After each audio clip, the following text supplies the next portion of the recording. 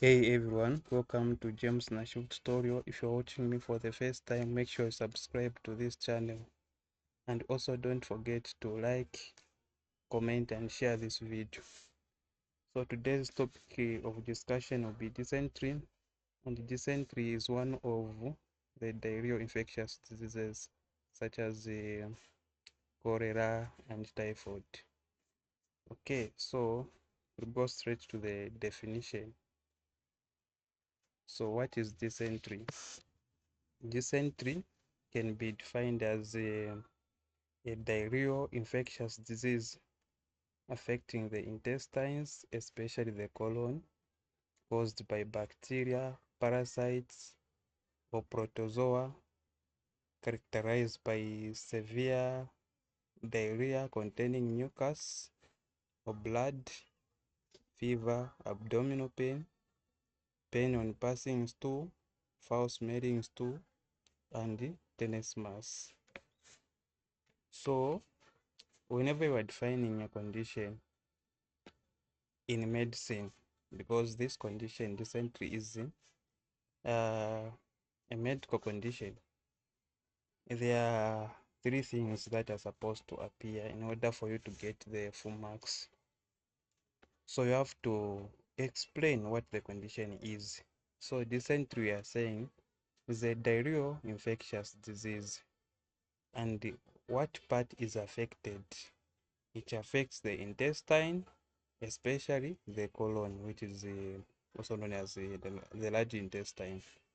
And also what causes dysentery? So we are saying dysentery can be caused by bacteria, parasite, or protozoa. And you also at least put 2 or 3 signs and symptoms of dysentery. So we are saying whenever somebody is having dysentery, we experience severe diarrhea, which can contain mucus or blood, and they can be also fever and abdominal pain, pain on passing stool, foul-smelling stool, and tenesmus. Tenesmus, this is where somebody is feeling like passing stool, but the bowel is empty. So that's what it means by tenesmus. Okay, so what are the structures affected in dysentery? So whenever we talk of dysentery, we need to have the picture of the intestines, because intestines are the ones that are affected. So when the bacilli enters into the body, mainly it could be a bacteria or it could be a protozoa. It targets the intestines, and those that are targeted are the large intestines. So as you can see here on the diagram, you can see the intestines that are inflamed, and this is the the the the the area that is affected by the intestines. Yeah, so that's the part that is affected. So mainly dysentery, we are talking about the intestines being affected or inflamed. So this is the inflammation here. Okay, so what are the causes of dysentery? We said dysentery can be caused by parasitic worms, protozoa, chemical irritants, viral infections, and bacteria. So those are the causes of dysentery, but there are just two main causes among these. The two main causes of dysentery are just bacteria and the protozoa, which are referred to as the bacillary dysentery, which is caused by bacteria, and also amoebic dysentery, that is caused by protozoa. So these are the two main causes of dysentery. Even when we are discussing dysentery, we are focusing on two main causes of dysentery because these are the most common ones. So let's look at the predisposing factors to dysentery. So like I said, dysentery, just like other infectious diarrheal disease such as cholera, typhoid, can be caused by 6 F's. 6 F's, we are talking of fomites, food, fluids, feces, fingers, and flies. So what do we mean by fomites? Fomites, those are surfaces. It can be any kind of surface. It's either by touching. So if you touch a surface which contains either a bacteria or a protozoa, which is being contaminated, it means that when you touch it and then you place your hand on your mouth, or maybe you lick your hands, maybe by any means, you can contact this bacteria. And also food, eating contaminated food can be also a predisposing factors. Any food that is contaminated with either a bacillary, uh, uh, whether a bacteria or a protozoa, it can also bring about dysentery. Also fluids, we are talking of water, drinking contaminated water that is contaminated with maybe Entamoeba, histolytica, or maybe the water that is contaminated with Shigella, because those are the causative organisms. It can also cause a dysentery. Apart from that, also feces, because this disease can also be transmitted through fecal oral route. So meaning this bacillary can be passed through feces, and when one comes in contact with feces, it can also bring about dysentery. Also fingers, especially those people that do not like cutting nails. So keeping long nails can also be a mode of transmission of dysentery. And also flies, especially leaving food that is uncovered, the flies can come there. They feed on those food, then they go and sit on the feces, and through the same way they can bring about dysentery. So what are the types of dysentery? So mind you, that definition, it was just for dysentery in general. Then we need to look at the types or forms of dysentery. So dysentery can be either bacillary dysentery or amoebic dysentery. So there are just two types of dysentery. So bacillary dysentery is also known as shigellosis, which means this one is caused by bacteria. And we also have amoebic dysentery, which is also known as amoebiasis, which is caused by protozoa. So now let's look at bacillary dysentery, which is also known as shigellosis. So when you are taught to define bacillary dysentery, this can be defined as this is an acute diarrheal infectious disease affecting the intestines caused by Shigella species, characterized by severe diarrhea containing stool or mucus, abdominal cramp, and fever. So abdominal cramp is also another term which means abdominal pain. Then what is the incubation period for bacillary dysentery? So this one, it can only take about 1 to 7 days. Then there are species. What are species of Shigella which cause bacillary dysentery? So we have 4 many species that can cause bacillary dysentery, which are Shigella dysentery, Shigella flexneri, Shigella boyd, and Shigella sonei. So these are only 4 species that can cause bacillary dysentery. Then apart from that, like I said, we also have amoebic dysentery. So amoebic dysentery, this is caused by protozoa, and it can be defined as this is an acute diarrheal infectious disease affecting the intestines caused by Entamoeba histolytica, characterized by fever, hepatomegaly, chronic abdominal pain, and severe diarrhea with mucus or stool. And this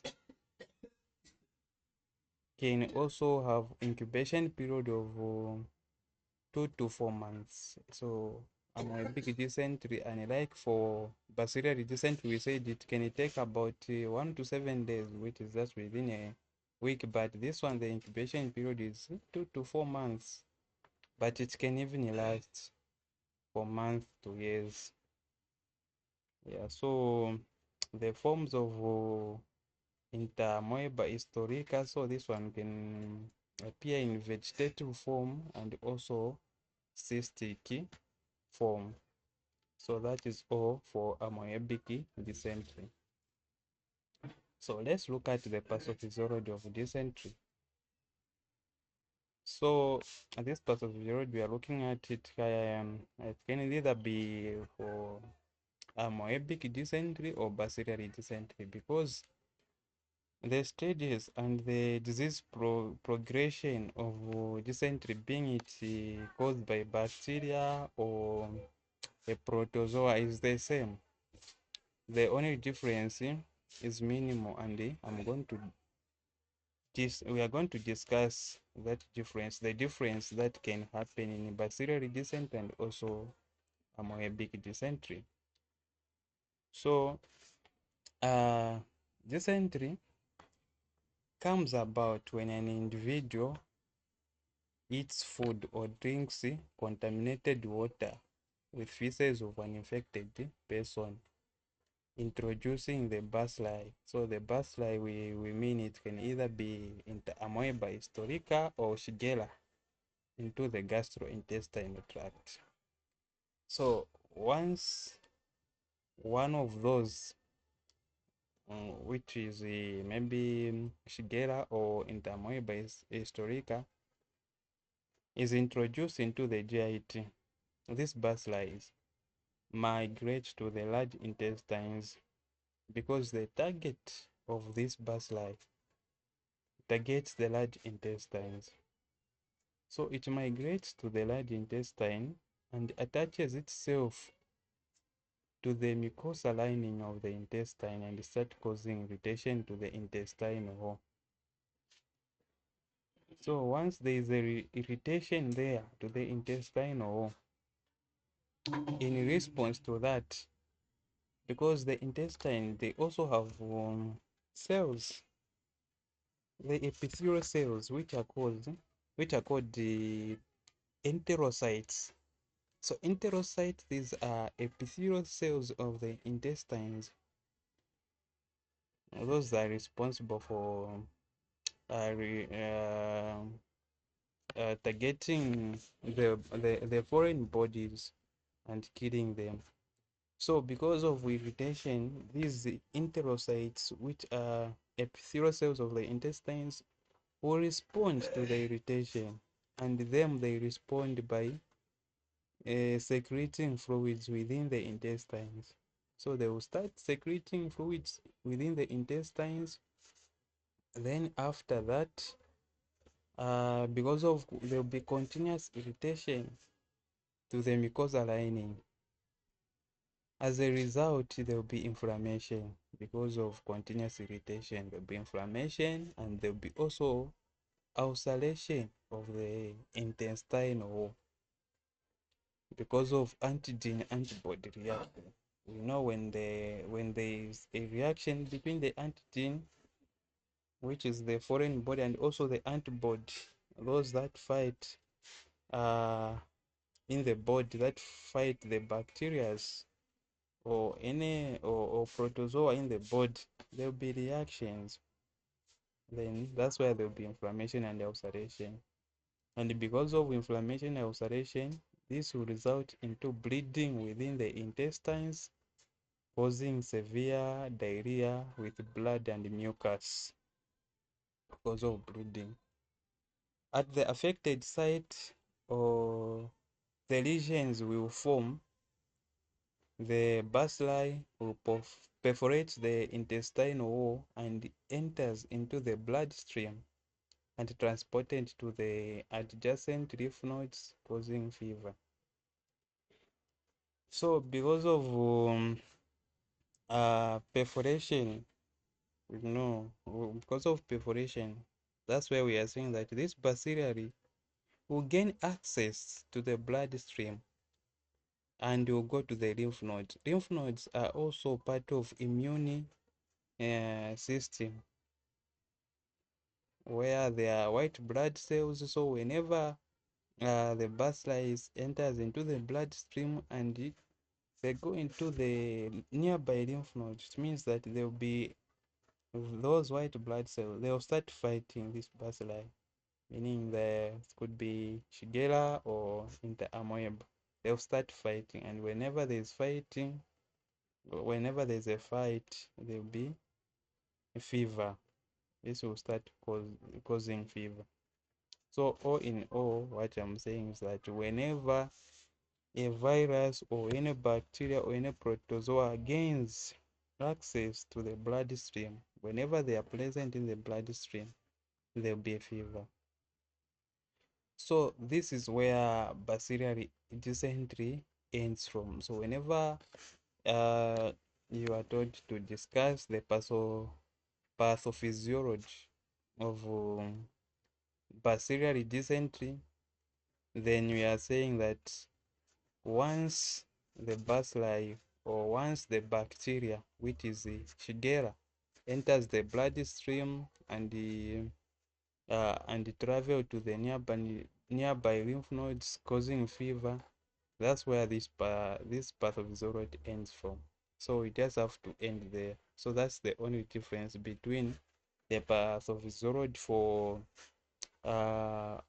bacillary dysentery and amoebic dysentery. Then what is the pathophysiology for amoebic dysentery? For amoebic dysentery, it means that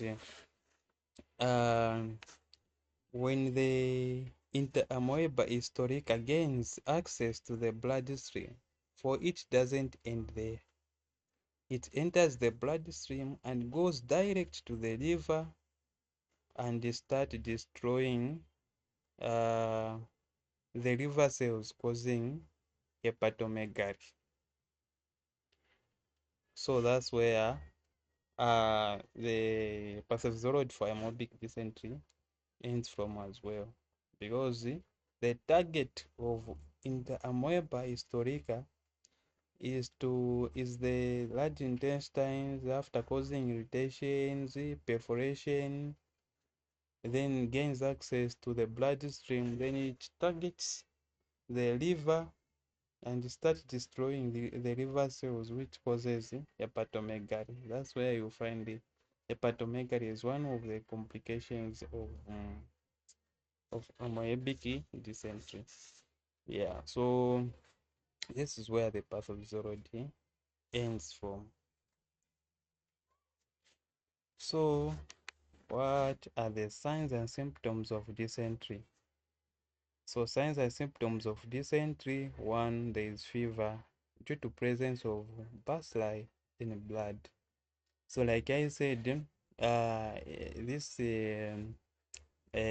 bacteria, which is Shigella or maybe Entamoeba histolytica, will gain access to the blood after perforating the intestine. So we'll gain access into the bloodstream, and whenever these are present in bloodstream, there will be fever because the body will react to the foreign body, causing fever. So there will be also diarrhea with the mucus and blood due to irritation of the mucosa lining the stomach. Like I said, from the pathophysiology, because of the irritation this bacteria may start irritating the mucosal lining, and as a result of the irritation, there will be mucus or blood within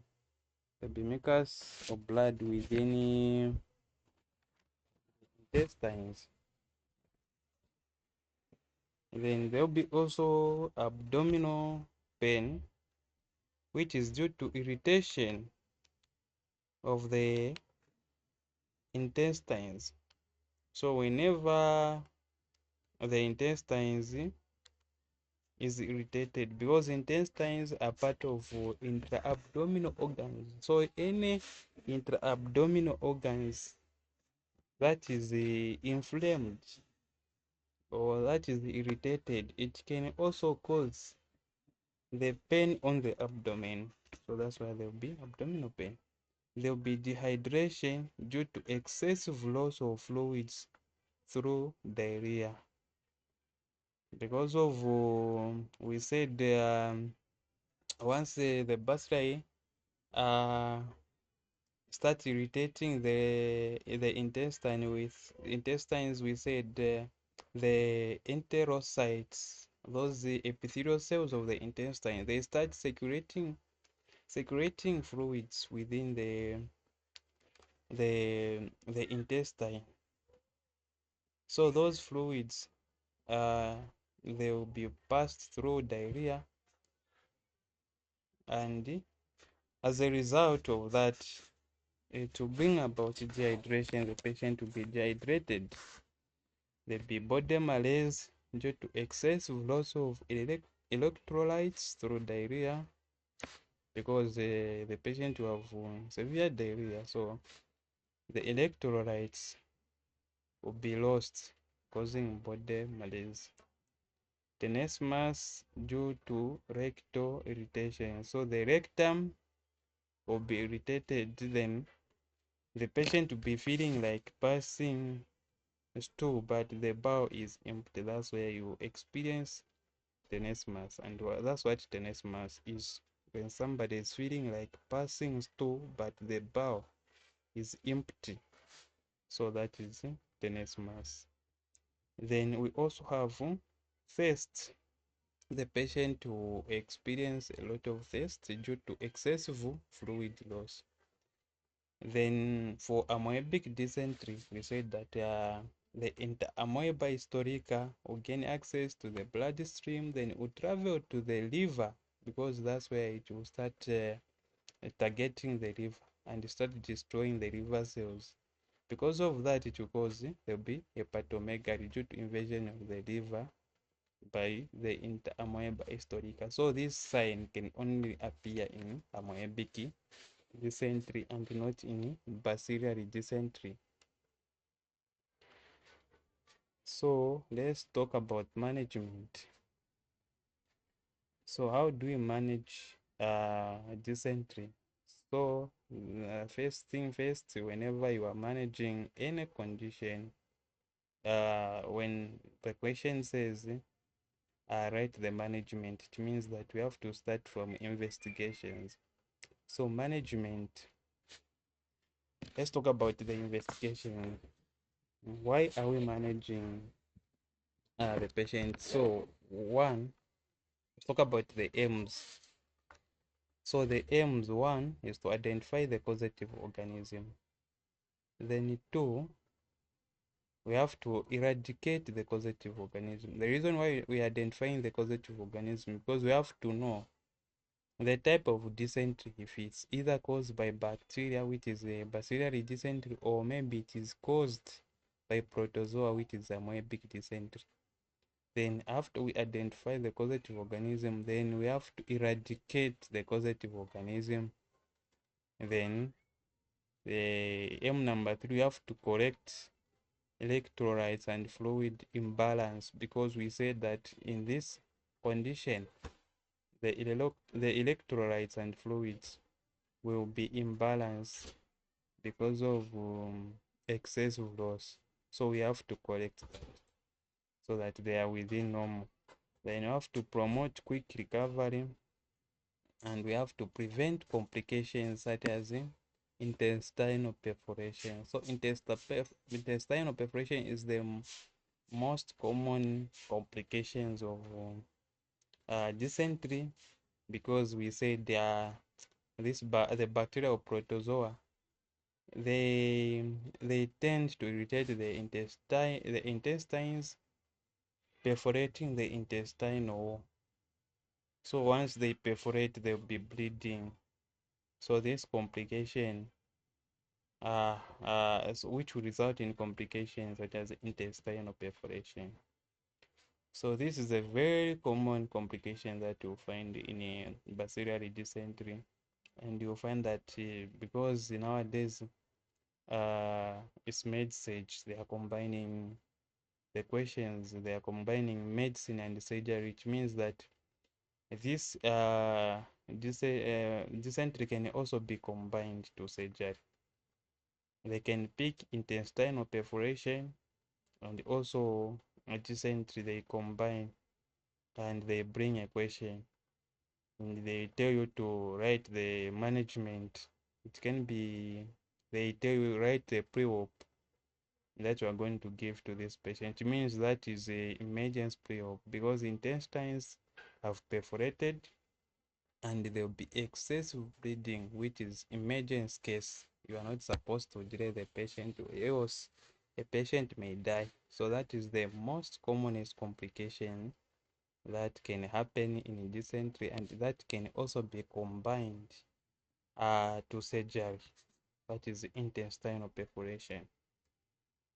Then medical management. So we have talked about the M's. Then let's discuss now medical management. So whenever you are doing management has got two main things. There's the medical management and also the nursing care. So medical management, it means that you have to talk about investigations and also the treatment, where you discuss drugs. Yeah, but for the nursing care, that is a different one.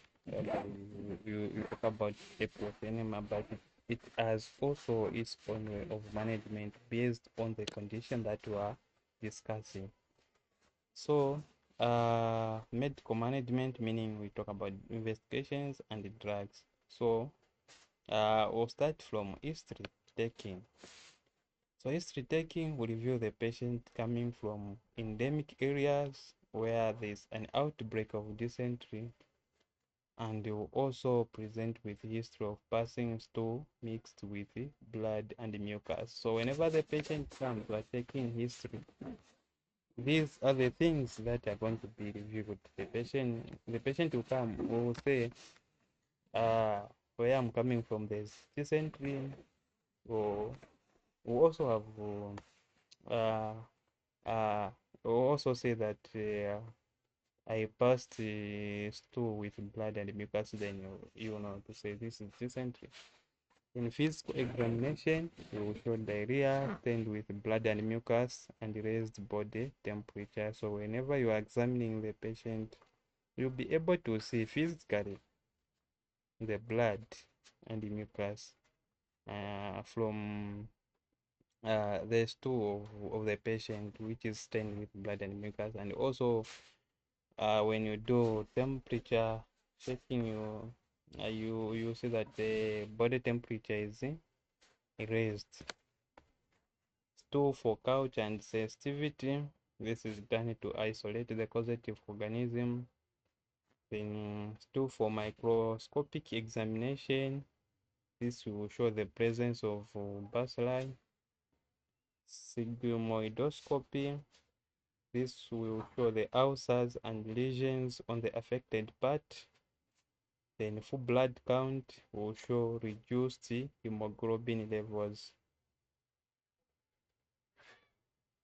Then so that's for the investigation. So investigation, you have to make sure that you put at least 5 investigations for you to get the full marks. Then apart from that, we have to talk about treatment. So treatment, we are talking about the drugs that are used to manage the dysentery, those drugs that are given in dysentery. So one, in dysentery, we give metronidazole, which is 400 milligrams orally 3 times daily for 5 to 7 days.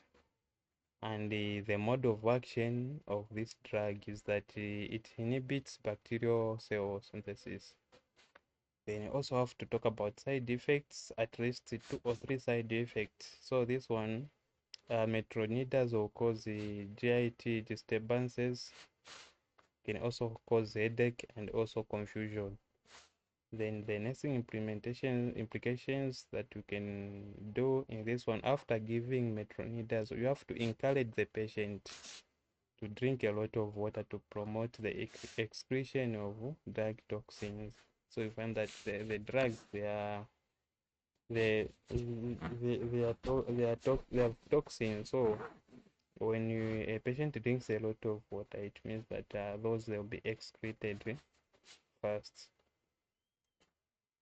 Then the other drug that is given is the ciprofloxacin, 500 milligrams orally. This one is given 12 hours, which is BD, for 5 to 7 days. And the mode of action of this drug is that it inhibits bacterial DNA synthesis. The side effects of ciprofloxacin is that the patient may experience some diarrhea, dizziness, headache, abdominal discomforts. Nursing implication, or other people can say implementation. You have to avoid eating dairy products because they decrease ciprofloxacin absorption, making it less effective. Then the other drug is a naridixic acid, which can be given 500 milligram orally 4 times, which is QID day for 5 to 7 days.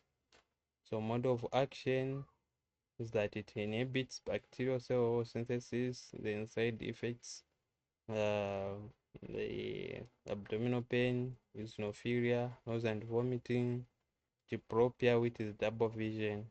Nursing implementation, you have to monitor the side effects of the drug. So that's for the treatment.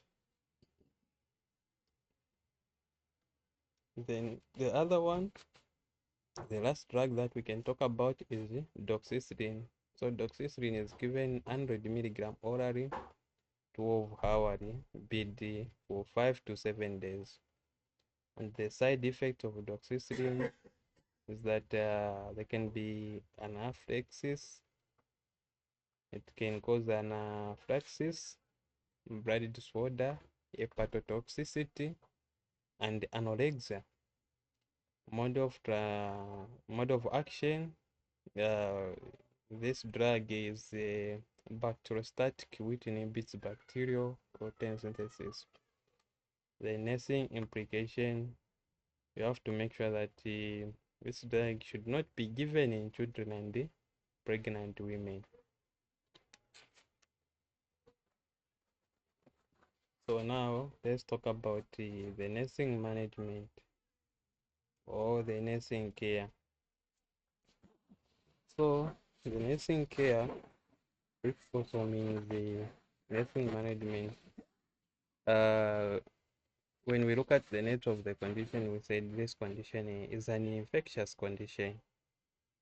And so whenever we are managing any infectious condition, it has got its own way of management. We don't use the general ibuprofen, but there are some specifics that you have to put first when you are managing this condition. So the first thing first, you have to do patient isolation stroke environment. So you have to isolate the patient because this is an infectious condition. If you don't isolate the patient, you nurse the patient in the same bed of other patients. It means that you are going to this condition will be transmitted to other patients. So you have to make sure that you isolate the patient. Then also infection prevention, you have to make sure that you take all precautions in order to prevent infections in the ward. Then also disease notification, where you need to notify the top management about the outbreak of dysentery. Then you also talk about fluid therapy, which can also mean promotion of hydration, because the patient in this condition, they tend to be dehydrated, so I have to make sure that you talk about fluid therapy. Then observations, that's when you can include the others from the provenema, such as psychological care, hygiene, nutrition, elimination, medication, and advice on discharge. Okay, so now let's discuss the details of the management. So the first thing first, we said you have to isolate the patient. So patient isolation stroke environment. So when you are writing exam, you have to make sure that the grammar should be it should be written as I will. And that is the acceptable standard whenever you are writing exam. But if it's in the words you are writing any management or maybe nursing care plan or anything, you have to say I have, because you have done. So the first thing that we are going to start with is you say I will nurse the patient in an isolation environment. So those are the points that you should put on the patient isolation. I will nurse the patient in an isolation unit to obey to prevent spread of infections. Because if you don't isolate the patient, you can spread the infections to others. Then also have to nurse the patient on a cholera bed to enable free flow of fecal matters.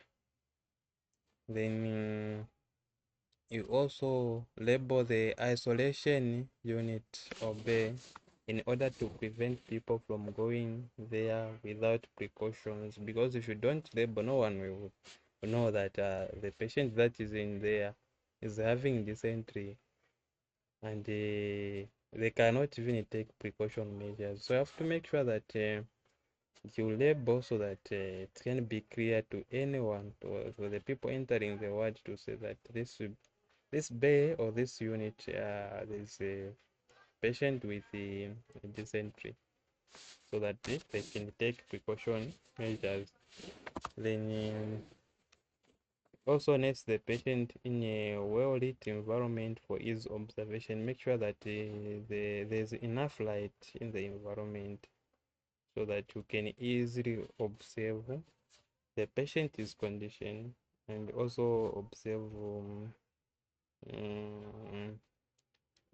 observe well the patient. Then also nurse the patient in a well-ventilated room to promote free flow of secretions. So you have to make sure that, and you also nurse the patient in a dust-free environment to prevent nosocomial infections. So you have to make sure that you do damp dusting, making sure that the environment is free from dust and is also free from also bacteria. Then infection prevention. So in infection prevention, that's where now you discuss about how you are going to prevent infections in the ward. So you have to wash hands before and after handling the patient to prevent the spread of infections. Then you also make sure that you wear personal protective clothing such as gown, gloves, to prevent the spread of infection. So this PPE is very important for your own safety, as well as also transmitting other infections to the patient, and also other patients also to the patient who is having dysentery, and also other patients in the ward. So this will help also. Then you also make sure that you disinfect and sterilize all equipment that is being used on the patient to prevent the spread of infection to other patients.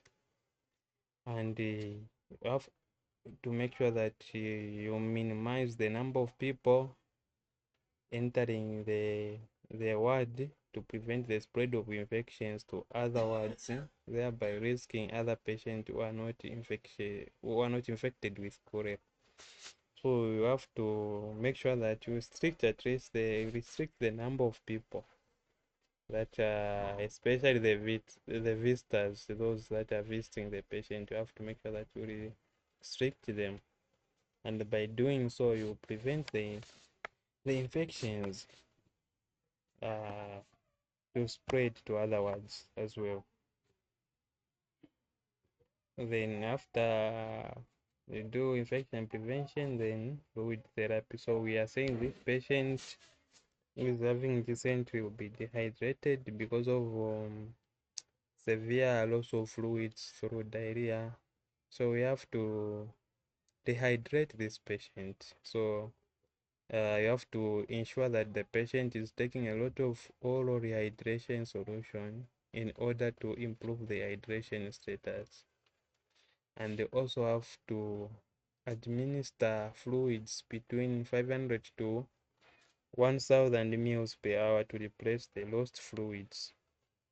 And you should also give IV fluids to promote fluid replacements, such as can give Ringer's lactate, which is very important because it is an electrolyte solution to replace the lost electrolytes. So whenever there is a electrolyte is imbalance or is lost, Ringer's lactate is the best option in order to replace the lost electrolytes. Then you have to also ensure that the patient is taking other fluids, such as water, through the mouth to improve secretion, because the patient is losing a lot of fluids. Then after that, you have to talk about disease notification. So when it comes to disease notification, you have to notify the Ministry of Health about the outbreak of dysentery. You have to make sure that you notify them about the outbreak of dysentery, and so that they should know the correct preventive measures to put in. And you have to also notify the relevant authorities for infectious diseases outbreak to receive the necessary support. So any relevant authorities are supposed to be notified. So observation, when it comes to observation now, that's where we are checking the condition of the patient, whether the patient is improving or not. So on your observation, after doing everything, you have given the drugs, you have rehydrated the patient. So you have to check if the patient's condition is improving or not. So you have to check for the temperature, pulse, respirations, and blood pressure for baseline data. Then you have to make sure that you check temperature. So the reason why doing temperature is because you have to monitor if there is still an infection in the blood, and also pulse and the blood pressure. You have to check that in order to monitor the cardiovascular function and respirations to rule out respiratory failure, because the patient may have respiratory failure because of uh, because of reduced fluid volume in the body. Then you also have to observe for IV flow, intravenous flow, in order to check the hydration rate. And you also have to observe the nature of the stool and vomiters. Like you have to check the amount, the color, consistency, and smell in order to help monitor the patient's condition as well as the recovery process. Then you have also to observe the urine output and record throughout area, because whenever there's a reduced blood volume, it means that the patient can have renal failure. So I have to make sure that the urine output is observed in order to rule out renal failure. Then after that, we talk about the psychological care. So now this is where you explain the disease. So you have to explain the disease process. So by disease process, we mean you explain to the patient what dysentery is. You tell the patient, okay, Mr. So, you're having dysentery. This condition is affecting your intestine. That's why you are experiencing diarrhea, because there's fluids that is secreted within your intestine, and it has disturbed the absorption process, because absorption process takes place in the intestine. So as a result, there will be diarrhea, and you'll be dehydrated. So if you don't cooperate with us, this condition can be worse and you can also die. So we have to make sure that you explain that to the patient, so that by doing so you allay anxiety. And you also have to reassure the patient that dysentery is curable, and the medical team is doing everything possible to ensure that they treat this condition. So you tell them, you assure them. You don't scare them, but you reassure them to say that this condition is mostly curable.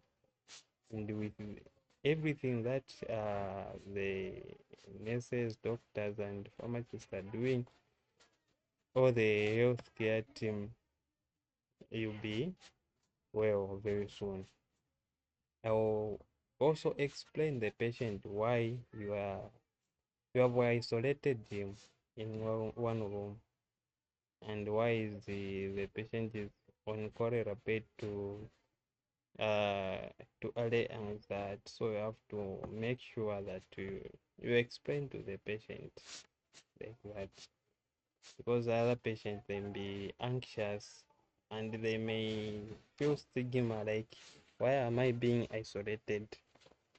Maybe I'm about to die, or other things, because they come with misconceptions and they don't know anything about the hospital environment. So I have to make sure that you explain, and you also allow the patient to ask questions, and those questions should answer them correctly and truthfully to allay anxiety and also impart knowledge. You should also explain every procedure that is done to that patient in order to gain cooperation, because if you don't explain everything that you are doing, the patient will be resistant to cooperate. So you have to make sure that you explain everything. Then for hygiene, you have to encourage the patient to wash his hands frequently with the disinfectants, so as to prevent auto-infections. Then we should also ensure that all the waste is incinerated or buried to prevent the spread of dysentery. And you should also dispose all sharps in the sharp box to prevent the spread of infections. You should also dispose all fecal waste in the toilet to prevent the spread of infections. And you should also do bed baths to promote hygiene You also do hair care and pressure air carrier, because this patient, you find that the patient is will be passing diarrhea. So if you don't do the pressure area care, you find that they may be also pressure sore formations. So you have to make sure that you do hair care, pressure area care to promote self-esteem, and also can also do oral care to prevent the aristosis. So that is very important, especially changing linen. You have to make sure that you change linen also, because they are sold because of diarrhea. So they'll be sold within a very short period of time. So you have to make sure that you change, and also you put also the incontinent sheet there. Then apart from that, you have to talk about the nutrition. So for nutrition, you have to ensure that the patient is taking nutritious food, such as which is high in fiber, to improve the nutritional status of the patient, and that will also prevent constipation. We need also to give food that is rich in proteins, because we know that the intestines there, they are perforated because of irritations and inflammation that is happening there. So we have to give proteins, because proteins, they are the essential elements that are used in body repairing. All the tissues that are damaged, the proteins are responsible for repairing those tissues. So they are very important. Also, proteins are very important in the production of antibodies, because all the white blood cells, the cells that are used to fight the body, they are they are helped. They are produced by proteins also. So also vitamins, I have to make sure that give the patient vitamins. Vitamins, these are important to boost immune system, because of this bacteria. Yeah, we say Shigella, and there is also amoeba, which is Entamoeba. So these, if the immune system is weak, it means that the patient will be vulnerable. So, or the immune system will be vulnerable. So I have to make sure that they take a lot of vitamins in order to boost the immune system. You should also give meals in a small frequent amount to promote appetite and nutrition.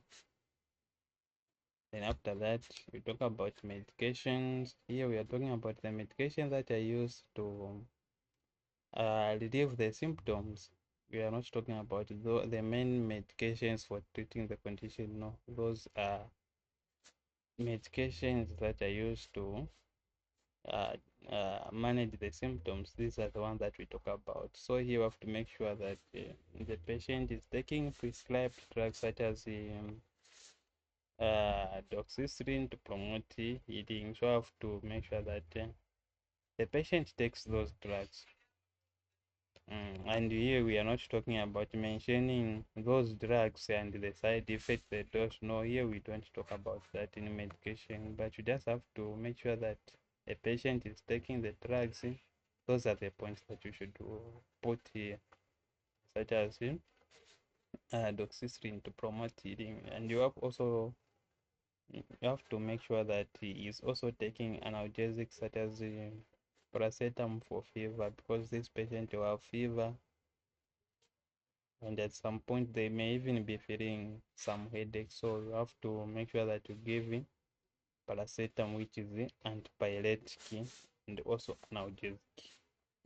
Then you have also to explain to the patient the importance of taking drugs and the risks involved in him not taking the drugs, and the complication that may rise if the drugs are not taken. You tell the patient that if you are not taking the drugs on time, or if you are not taking the drugs at all, there'll be the condition will be worse, and you will die. So make sure that you tell them that. Then also on elimination, you have to check the volume of stool, which will be measured every 2 hours in order to know the fluid volume being administered. Then you have also to monitor the stool if it is forming or if they are still in a watery state. And if they have started forming, it means that the patient has started improving. So that's the reason why you have to monitor that. It's very important. You also have to check for urine for its color, consistency, and smell. This will help also to detect the improvement in the condition. Then you also have to observe the vomiters and provide an emesis bowel to use it for vomiting. So you have to make sure that you provide them so that they feel like vomiting, they vomit in the emesis bowel. Then so that's the end of management. So that's where it ends on elimination. So in case I can also talk about the advice on discharge when the patient is discharged. So advice on discharge, it can focus on the nutritional status, coming back for review, also prevention of infection, taking nutritional diet, and also maintaining their environment great. So you have to make sure you talk about advice on discharge as well after elimination. Then let's talk about the preventive measures. How can we prevent dysentery? So dysentery, you can prevent dysentery through hand hygiene. So we said this bacteria or amoeba can be transmitted through hands. So you have to make sure that you wash hands with soap after using toilet and before eating or handling food. And also under hand hygiene, other points that you can put also, you should make sure that you avoid handshaking, because you may find that other people, they are not washing they are not washing hands, and then you shake hands, you transmit that bacteria. You have to make sure that you avoid handshaking, and also you wash hands always. And apart from that, you have to talk about the you have to do safe water drinking. You have to make sure that the water that you are drinking is very treated. It can be treated with chlorine. You make sure that you add chlorine, or maybe by boiling water, or or maybe by filtrating. So any mean that you can use to treat water, maybe the using filtration process, or maybe boiling, but the most effective way of water treatment is chlorine. Make sure that you add the chlorine. Then you have to do proper sanitation. So proper sanitation, we are talking about making sure that the drainage systems are proper, they are not damaged, because if they are not damaged, you find that the same drainage is pouring into the water body. It could be maybe the river, the lake, and that's where people fetch water from. So meaning that the water can be contaminated, and when you're drinking, it can cause infections. And the same water, if not by drinking direct, others can also use the same water in the farms where they may be irrigating the crops, and because they contain the bacteria and also the the amoeba, which means that when somebody eats vegetables, you can acquire this you can come up with this condition. Then also have to make sure safe disposal of feces. especially for the babies. We have to make sure that those the feces in the diaper are properly disposed of in the toilet and not throwing anyhow. And you have to make sure that also as you are doing that, you maintain the cleanness. You wash hands and everything, and you also wash the baby's clothes and napkins to make sure that the the everything is very clean. Then also have to make sure that under proper sanitation, have to make sure that also you avoid defecating on the legs and rivers. Make sure that uh, you build toilets and you defecate from toilets and not anywhere. Maybe also there are people have the tendency of defecating from the bush, so that is also unhygienic. So we have to make sure that you maintain, or you maintain the preventive measures through doing proper sanitation. Then you have also to talk about food hygiene. So food hygiene, you have to make sure that whenever you are eating food, any kind of food, you have to wash the food and also cook thoroughly to make sure that the bacteria that is involved is also killed.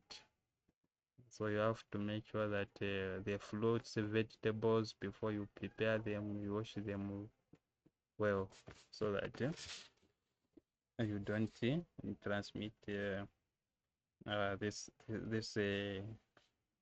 positive organisms. Then also the other preventive measures is early treatment. So early treatment, you have to make sure that whenever you experience any sign symptoms such as diarrhea and fever, you have to seek the medical attention immediately. You can either visit the clinic or the hospital so that they can attend to you, and when the condition is early identified, it means that the treatment is easy as compared to when you delay, because if you delay, it means that you will also be transmitting the same uh, bacteria to other individuals. So I have to make sure that the condition is very identified and treated for.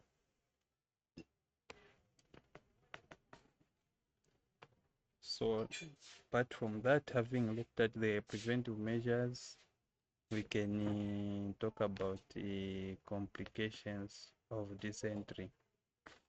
So like I said, one of the first complications that we can talk about dysentery is the intestinal perforation. That's where I said that where from the affected side of the intestines, there'll be irritation. This bacteria will irritate the intestine, or after irritating, there will be inflammation, which will also cause ulceration. Because of that, the intestine will perforate. So there will be intestinal perforation due to deep ulceration of the intestinal. So in this condition, that's why you find that now there will be severe bleeding. And once the intestines have perforated, it means that this becomes an emergency case, because there will be bleeding within the abdominal cavity. And once there is such, it means that the patient may require an emergency pre-op. So whenever you are studying med surg, you have to combine, make sure that you know the link between dysentery and also intestinal perforation, because this can result into dysentery can result into intestinal perforation, which can cause emergency pre-op, and the patient may be rescheduled for surgery, meaning that they can suture the perforated intestine in order to arrest bleeding. Then there's also hypovolemic shock. So this one will come in due to increased loss of fluids in diarrhea, and there will be also liver cirrhosis or liver abscess. Liver abscess, which is due to spread of amoeba from the intestine via hepatic portal vein, forming an abscess. So this complication can only be found in amoebic dysentery. Like I said, to say that the only difference between amoebic dysentery and bacillary dysentery is that the amoeba or gain access to the once they gain access to the bloodstream, they travel direct to the liver and start destroying liver cells. That's why you even find the liver abscess, because of the inflammation that will be caused by amoeba in the liver. But for bacillary, the pathophysiology just ends where the bacteria, which is the Shigella, once it enters into the bloody stream and it starts causing fever and also affecting the nearby lymph nodes. That's where the pathophysiology ends. Then another complication, there will be lung suppuration, which is due to spread of amoeba or Shigella to the lungs. So it means that once they gain access to the bloodstream, they can also spread to the lungs, causing lung suppression. Then meningoencephalitis, which means this is due to migration of the bacteria to the brain tissue via blood circulation. So once they enter into the bloodstream, this bacteria or the amoeba, this bacteria may start moving into the brain tissue and may cause meningoencephalitis. And there can be also peritonitis, which is due to intestinal perforation or rupture of liver abscess. So whenever, like I said, whenever any intra-abdominal conditions, such as we can say any condition that affects the intra-abdominal organs, because the intestines are part of intra-abdominal organs, and when they perforate, they can result into peritonitis. So intestinal organs, we're talking about the stomach, the liver, the intestines, the pancreas. So all those conditions, once they perforate, which means that they can be peritonitis, which is the inflammation of the peritoneum. Then anemia can also be there due to intestinal bleeding, because where the perforation occurs, it means that there will be severe bleeding, which will result into anemia. Then there will be also rectal prolapse due to tenesmus. Like I said, tenesmus, this is where the patient is feeling like passing stool, but the bowel is empty. So meaning that he will be forcing himself, and by doing so, the rectum may be prolapsed. So that's why you find that there will be rectal prolapse. Then there will be septicemia, which is due to presence of bacilli in blood. Okay, so those are the complications, and this is where we end with today's presentation on dysentery. Thank you for paying attention.